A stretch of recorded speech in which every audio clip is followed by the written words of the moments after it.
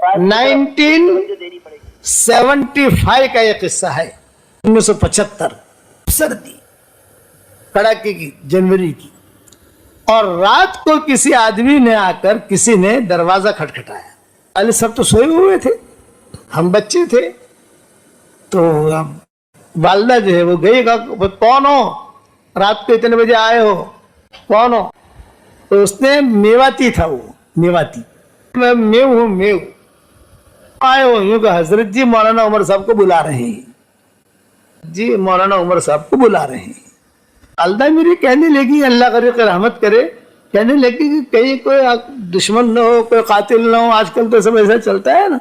तो हमारे अब्बा को जगाया और अब्बा को जगा कर कहा कि देखो वो मेव आया है। वो मेवाती भी मारूफ था, वो आया है और कह रहा है कि हजरत आपको बुला रहे हैं। हजरत मुझे बुला रहे हैं, कितने बजे? ये रात के 3 बजे। ओह हजरत, इस वक्त में क्यों बुलाया मुझे? अब्बा ने कहा, अल्लाह मेरी थैली रहती थी अब्बा के साथ, जैसे मेरे साथ थैली रहती है ना, हर वक्त मेरे थैली रहती थी। भाई लाओ थैली लाओ। तो आप अकेले जाओगे, यूनुस को जगाऊं? ना सोने दो यूनुस को। तो जब निकलने लगे मेरे वालिद, तो मेरी माँ ने कहा, अंभाड़ीन जाजो, कोई दुश्मन ना है। बड़े कहता है कि हजरत जी बोला वसन तुम्हें मारी नोखे मार जी, भाड़ीन जाजो। ये कैसे हजरत जी बोला वसन तुम्हें खुशी खुशी हजरत जी पण जो आटे हजरत जी ने बोला सा तो आराम करवाना टाइम से।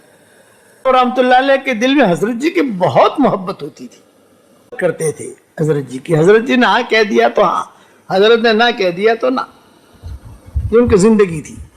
चलते चलते जो जगह तुम्हें जो होता हम भाड़ीन जाजो, पिला मेवाती से। आजकल तो वो आपस में इंतशार भी रहता है ना, पिलो से इन तो जितनी शिकायतों से भाई जे सही है, जाऊ तो पड़े मारे।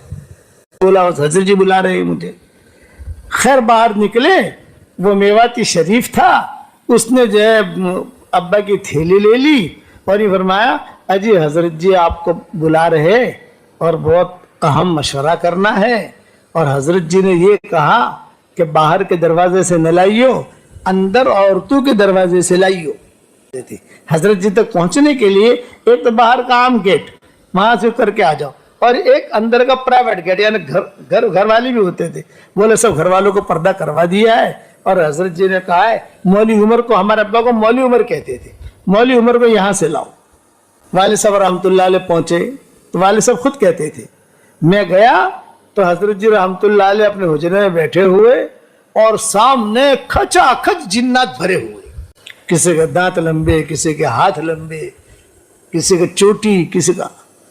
और मैं तो भी देखकर मैं समझा गया, मैं तो समझ गया कि तो कोई मखलूक है। आगे बैठ गया। जब अब्दुल्लाह इब्न मसूद कहते थे, मैं तो आपका पाँव पकड़ लूंगा ना वो। तो अब्बा कहते थे, मैंने भी, मुझे भी किस्सा याद था उनको। अब्बा कहते थे, मैंने भी दिल में सोचा कि भाई हजरत जी का उगालदान पकड़ लो, एक छोटी सी थैली होती थी वो पकड़ लो। जाकर बैठा तो हजरत जी रहमतुल्लाह अलैह ने कहा, भाई मौले उमर, उधर आवाज़ भारी होती थी, भाई मौले उमर ये जिन्नात आए हैं अफगानिस्तान और पहाड़ियों से आए हैं, ये चाहते हैं कि आपका बयान सुने, इसलिए कुछ अल्लाह रसूल के बात इन्हें सुना दो। हजरत जी ने कहा, ये जिन्नात आए हैं अफगानिस्तान के वादियों से आए हैं, पहाड़ों से आए हैं, इसलिए अल्लाह रसूल की कुछ बात इन्हें सुना दो। हजरत जी बैठ गए। अब्बा के लिए कुर्सी लाई गई, वो मेवाती भी खुद्दाम थे, कुर्सी रखी गई। अब्बा ने जो है खुतबा पढ़ा और अल्लाह के अहकाम बयान किए, ना निकलना करना, चिल्ला देना, जो हमारी तरतीब है काम करने की। उन्होंने नाम भी लिखवाए।